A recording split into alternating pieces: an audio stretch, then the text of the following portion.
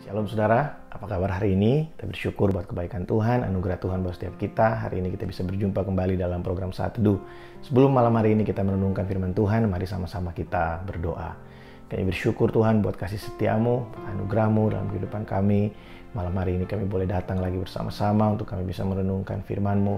Kami mau belajar Tuhan, biar malam hari ini setiap kami menundukkan hati dan pikiran kami ke bawah kuasa firman Tuhan, supaya setiap perkataan, setiap firman yang kami dengarkan mengubahkan kami, bukan hanya menjadi pengetahuan, tapi menginspirasi kami untuk semakin mengasihi dan mencintai Engkau. Terima kasih Tuhan, pengurapan atas hamba-Mu yang terbatas dan sederhana ini, biar setiap firman ini bisa dijabarkan dan kami mengerti dengan kalimat yang sangat sederhana. Terima kasih Tuhan, dalam nama Yesus kami berdoa. Amin. Mari kita buka Alkitab kita dalam Amsal pasal yang ke-25. Amsal pasal yang ke-25 ayat 20 sampai ayat yang ke-22. Saya akan baca buat setiap kita dengan perlahan. Saudara bisa lihat di screen atau di handphone saudara. Orang yang menyanyikan nyanyian untuk hati yang sedih adalah seperti orang yang menanggalkan baju di musim dingin dan seperti cuka pada luka. Jikalau seterumu lapar, berilah ia makan, dan jikalau ia dahaga, berilah dia minum air. Karena engkau akan menimbun bara api di atas kepalanya, dan Tuhan akan membalaskan itu kepadamu.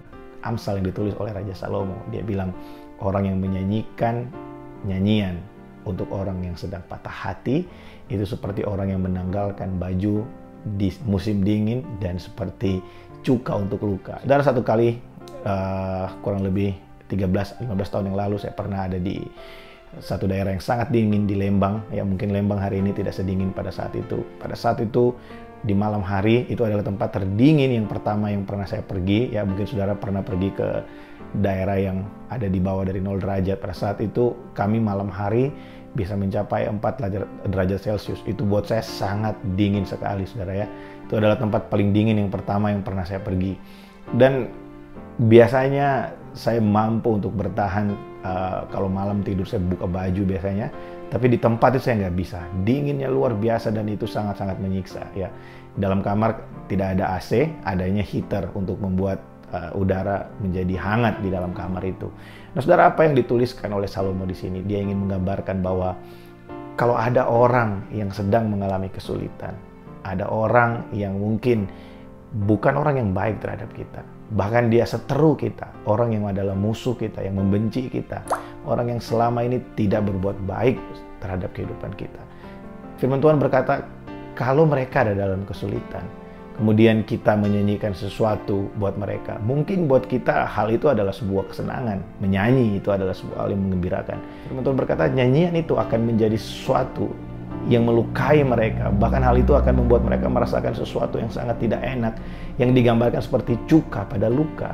Nah saudara, dalam kehidupan kita sebagai orang-orang percaya, mari kita belajar untuk kita bisa melihat sesama kita seperti Tuhan melihat kita. Firman Tuhan berkata, kalau seterumu lapar, berilah dia makan, kalau dia dahaga, berilah dia minum, karena kita akan menimbun bara api di atas kepalanya. Saudara, kadang yang membuat kita sulit untuk bisa mengampuni atau mengasihi orang lain, karena kita melihat mereka dengan ukuran kita. Kita tidak melihat mereka dengan ukuran Tuhan. Sebagaimana Tuhan melihat kita, demikian juga kita bisa melihat mereka sebenarnya. Kalau kita bisa merenungkan bagaimana bejatnya kita, bagaimana kotornya kita, bagaimana berdosanya kita di hadapan Tuhan, tapi kita dikasihi, kita disayangi, kita dicintai, hal itu akan cukup untuk membuat kita bisa mengasihi orang lain yang berbuat jahat terhadap kita. Ada banyak kali kita ditantang untuk kita bisa dengan tulus mengampuni. Tapi tanpa kita bisa betul-betul menyadari bahwa Yesus sudah mati buat kita. Kita ini sebenarnya harusnya kita menerima hukuman. Tapi oleh anugerah Allah kita menerima kebaikannya setiap hari. Kita menerima mercy and grace. Mercy adalah pengampunan. Grace adalah anugerah yang terus terjadi dalam kehidupan kita. Kalau kita tidak benar-benar melihat pengorbanan Yesus terjadi buat saya dan saudara, maka mustahil kita bisa memberikan makan kepada seteru kita yang lapar, atau kita bisa memberikan minum kepada seteru kita yang dahaga. Nah, biar firman Tuhan ini datang kepada setiap kita, dan mari kita renungkan, apakah kita hari-hari ini sudah melihat karya Yesus dalam kehidupan kita, sudah melihat bagaimana Yesus mengampuni kita. Saudara, kadang kita melihat diri kita sendiri dengan kacamata kita, baik menurut kita, benar menurut kita. Tapi kalau kita mau jujur di hadapan Tuhan, jangan hanya melihat dosa yang kelihatan dengan mata. Coba kita lihat dosa yang ada dalam hati dan pikiran kita. Karena setiap detik manusia, kita tidak bisa mengkontrol apa yang ada dalam hati dan pikiran kita. Mungkin kita tidak mencuri, mungkin kita tidak melakukan tindakan-tindakan kriminal, tapi di dalam hati kita ada banyak perselingkuhan, di dalam hati kita ada banyak perzinahan, dalam hati kita ada banyak hal yang kotor, yang najis di pikiran kita, yang orang lain tidak tahu, tapi kita lupa kalau Tuhan melihat segala sesuatu. Nah, hal itu sudah Yesus selesaikan di kayu salib. Kalau kita terus melihat hal itu, kita akan terus melihat kesalahan di mata orang lain. Kita akan terus melihat kesalahan di depan orang-orang lain, sehingga kita sulit untuk mengasihi. Jangankan untuk memberi makan dan minum, untuk mengasihi saja kita sulit. Tapi kalau kita melihat Yesus sudah mati buat setiap dosa kita, bukan hanya yang di luar, tapi yang di dalam hati dan pikiran kita. Dia sudah menebus kita dari setiap pemberontakan kita. Dia menebus kita dari setiap kesia-siaan kita. Oleh sebab itu, kalau ada orang yang berbuat jahat terhadap kita, tidak heran kalau Yesus berkata, kamu harus mengampuninya 70 kali 7 kali. Saudara, kalimat itu kalimat yang tidak selesai sebenarnya.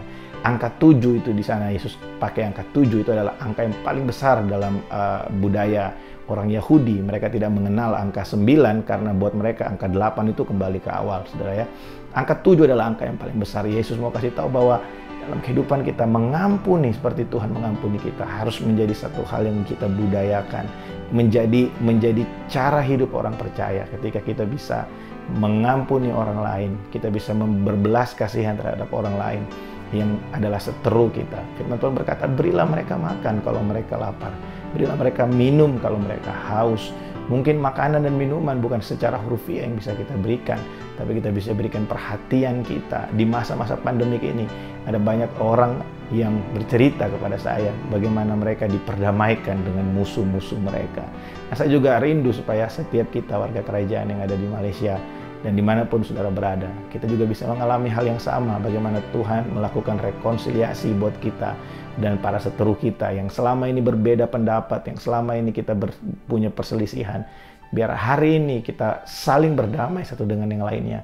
Karena Yesus sudah menjadi imam besar agung buat kita, menjadi juru damai buat saya dan saudara. Sehingga kita bisa datang ke hadapan Bapa dengan penuh keberanian, dan kita bisa menemukan rahmat dan anugerahnya. Saudara, biar perenungan ini menjadi berkat buat setiap kita. Saya berdoa supaya damai sejahtera Tuhan turun buat saya dan saudara. Jangan lupa hari Minggu kita akan sama-sama beribadah dalam ibadah online gereja kita. Mari kita ajak rekan-rekan kita untuk beribadah bersama-sama, khususnya keluarga kita di rumah kita masing-masing, untuk kita bisa menyiapkan waktu yang terbaik, untuk kita bisa beribadah bersama-sama, merenungkan firman Tuhan, memuji dan menyembah Tuhan. Pastikan saudara ikut beribadah bersama-sama di rumah masing-masing. Tuhan Yesus memberkati.